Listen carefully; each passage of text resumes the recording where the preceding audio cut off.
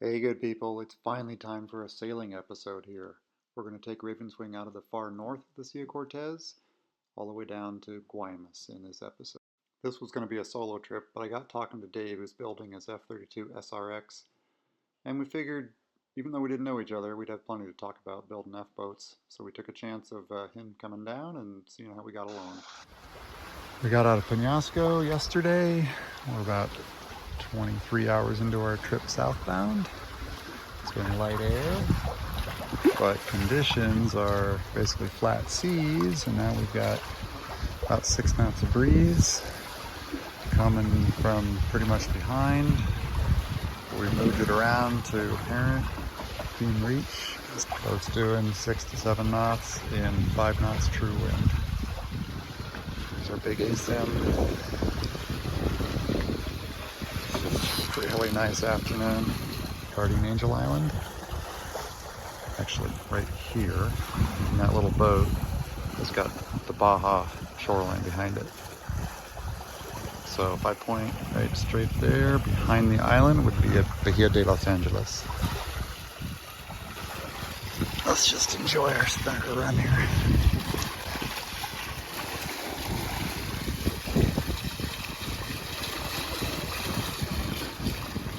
Pole's got a fresh orange paint job. We were using the reacher yesterday and last night.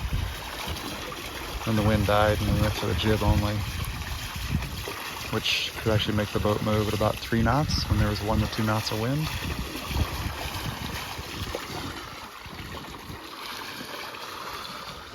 We're not in a hurry, so we're making this a sailing trip, not a motorboat ride. Got the mast rotated around.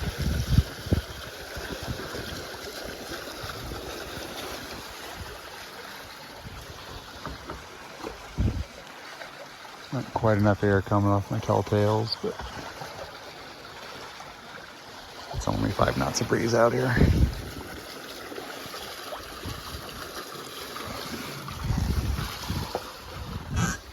Got new to the boat crew, Dave. It's just he and I on this trip so far. He's back here driving and smiling. Just added a pennant to the spinnaker tack. To the spinnaker clue. Can't do the other sheet till it's on the other side. Makes it easier for jibing. Chute's pretty big. Could go back a little further, but its hoist is right. Right up there. It's in a sock.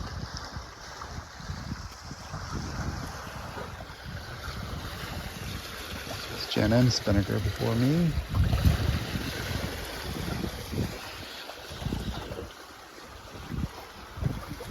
Last night around 2 a.m. you could hear a whale, maybe more than one, breathing. It was pretty great.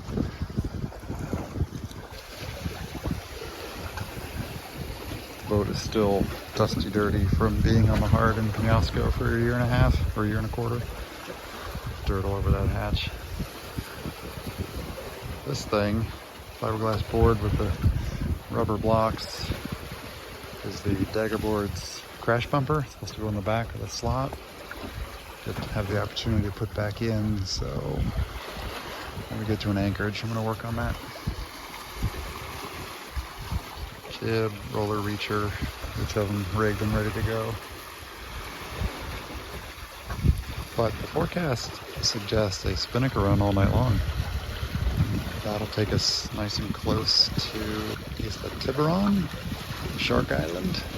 I'll do some exploring there before we head on into Guaymas to pick up Christian on Sunday morning. And I think it's only Wednesday. Yeah, so we have time. It's about as easy a spinnaker run as you're going to see.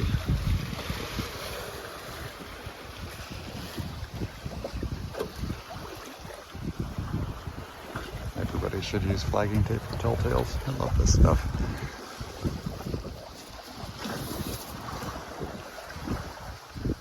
All right, where the wind's coming from. Apparent wind, anyway.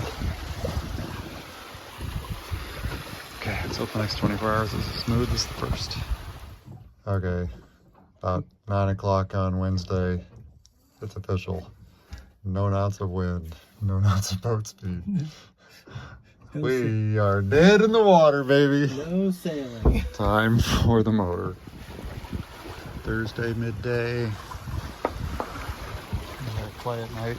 Little wind. We motored mostly. Breeze just picked up here about 10 o'clock. Set the forward sail. So this is Isla Tiburon, Shark Island. It's a big thing. And we thought we might stop here. Read in the book that the whole thing is a nature preserve. And the Seri, S-E-R-I, Indian community, that's their sacred ground. So you have to go into Bihakino, which is kind of a ways from here, 15 miles. Go get a visitor's permit to go ashore. So that's really out of our way. We're not going to do that.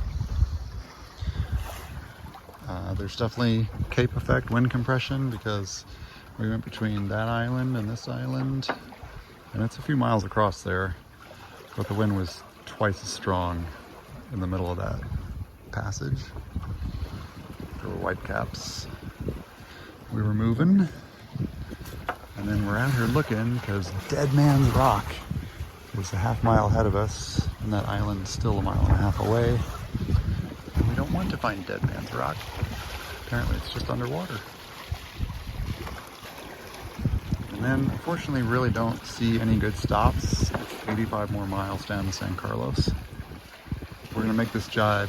Well, first we'll take the reacher down, make the jibe, and that'll put the boat over here so we can launch the chute on the port side of the boat. That'll be convenient. We need to go that way. That's Dave's plan. It's still kind of chilly. So he's dressed up. I'm all in the fleece. It's noon and the overcast is pretty cold out here. Okay, time to roll, drop, and jibe. Yeah, note to self, don't spend so much time making video when you put the boat pretty close to Dead Man's Rock right there. No actual danger, but it's a lot closer to it than I wanted to get. You guys can't see the scale, but that rock is at least half a mile off the island. See how that has trashed the boat in its day. You decide to set the chute or the reacher. I think once we go downwind enough, it's spinnaker weather. Autopilot off, I'm hand steering with the super stick here. Leaning up against the bimini. K-Sim's up, we're going really deep. How can I show you that? You guys can see the wind instrument on the left. The true wind is almost 180 behind us. Our destination is still another 10 degrees off to the left, so I'm trying to soak it deep. And I lose the chute because I'm talking too much. Back up. There we go. So I'm trying to sail right to the curl. Speed up. Once I'm fast, I come down, get a little distance to the left.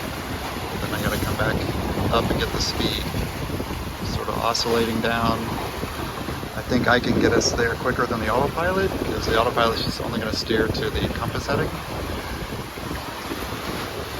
Whereas I can drive and also feel the waves, try to react to them. The boat's doing 8.5 knots in 9 knots of true wind. Okay, that slowed down. I got to come up left. Or sorry, to the right. Speed it up.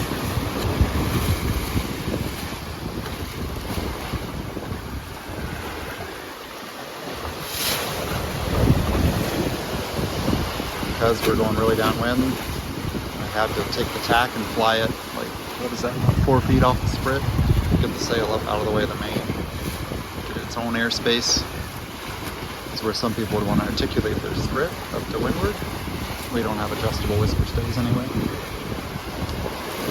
I can see the value of putting them on though. It'd be kind of cool. It would actually be pretty easy. We're finishing up with the midriff island. Here in the sea, that's all that stuff behind us. And a few do like a 70-mile open water crossing here. Can't see the coast right now. Headed for San Carlos. 70 miles down that way. It's 1:30 in the afternoon, so we'll make a bunch of miles under spinnaker before dark. See how our main's doing.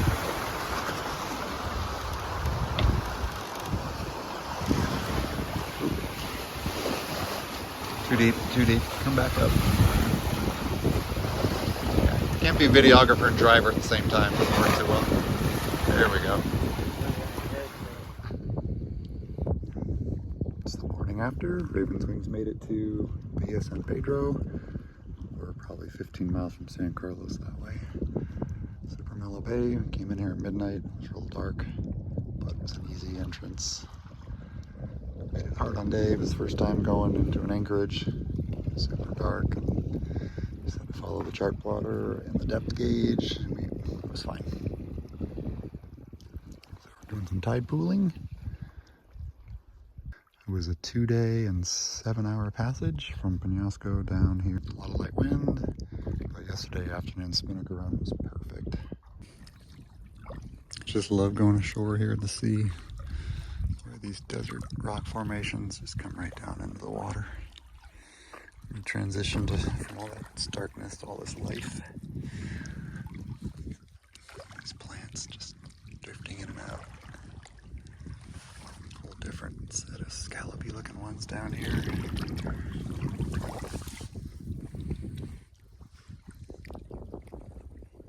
So the water's kind of getting towards a cold swimming pool. If it was a hot afternoon, you could probably swim in here. This is middle February. Boy, by March this should be amazing. So this is the San Carlos dry storage yard. We thought we were going to the marina, so we walked all the way over here, and we find hundreds of big sailboats, like 55-foot catches and things. But the water's nowhere near this. So we're now walking where the travel lift goes. Somehow it goes down the main road here. We're gonna go look for where they put them in the water. Pretty sure the lift, whatever, transport comes here, comes out on the big boulevard, and keeps going this way. Now we're guessing maybe not a travel lift, but like a hydraulic support trailer. We'll see. Okay, end of the question. We think they come down the road up there, go through the development, through this, right to this ramp. So it must be a trailer, not a travel lift, which would make more sense. We're going down the road. But there are hundreds of boats in that storage yard, so they must use this all the time. Pretty cool system. Look at this nice yacht club. And our boat is on the other side of the hill where that radio tower is. We're just over there at the beach. This is where we tried to anchor yesterday. Blew up to 28 knots. Thought for a moment about grabbing a mooring ball, but realized there's no way we could reach off the bow, grab the ball, the wind blowing the boat so hard.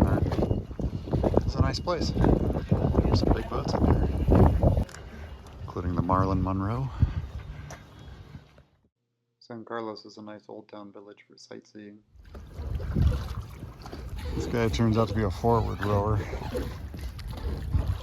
Back to the mothership. Yep.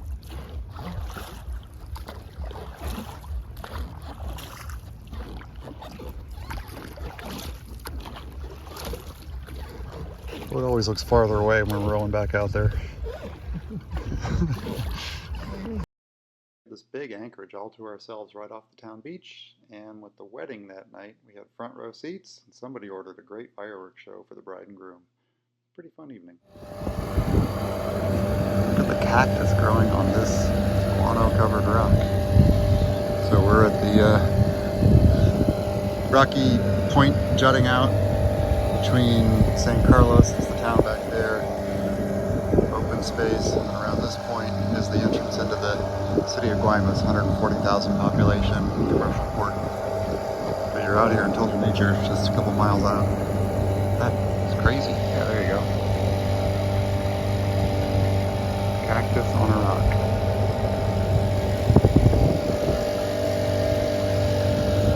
Panning out to the sea, there's a fishing boat out there. And it's something like 85 miles, I think, across to Baja, out that way. We'll do that, depending on the wind, either tomorrow or the next day. Picking up Christian tonight.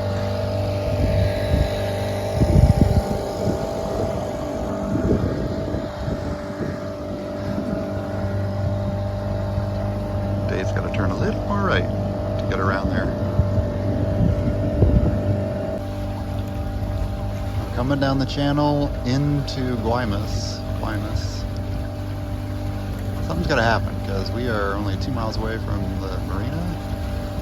It's a city of 140,000 and not much out here.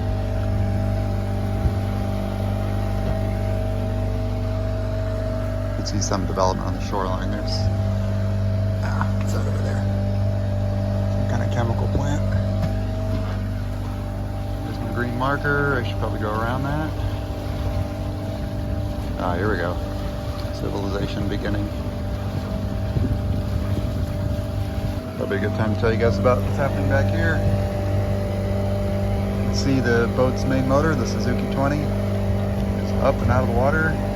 And our 8-horse, 2-stroke dinghy engine has been pushing the boat for this trip. The big motor, even though I did the power head swap, developed a engine low oil pressure warning. It won't run. It shuts off after 3 minutes.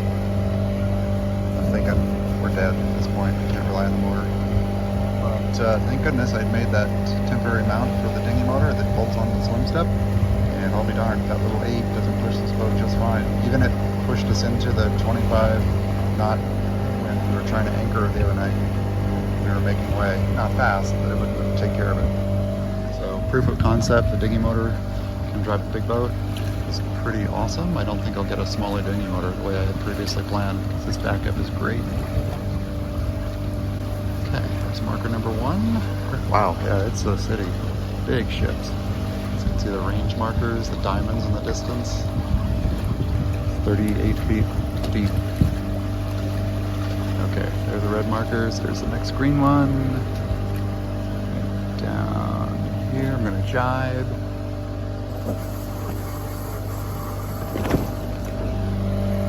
You guys have heard that. That's our V main sheet taking care of itself. It's doing a great job for us.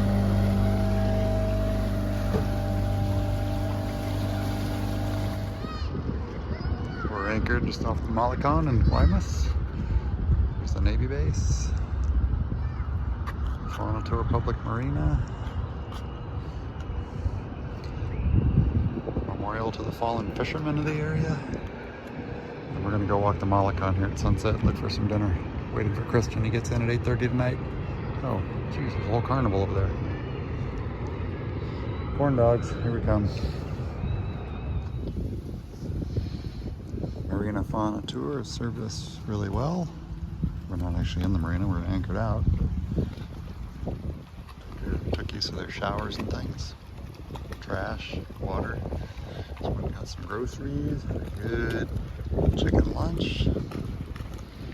Flautas were really nice. We're gonna set sail. Wind forecast is for some 8 to 10 knot breeze coming down the sea, so I think we'll be able to hook into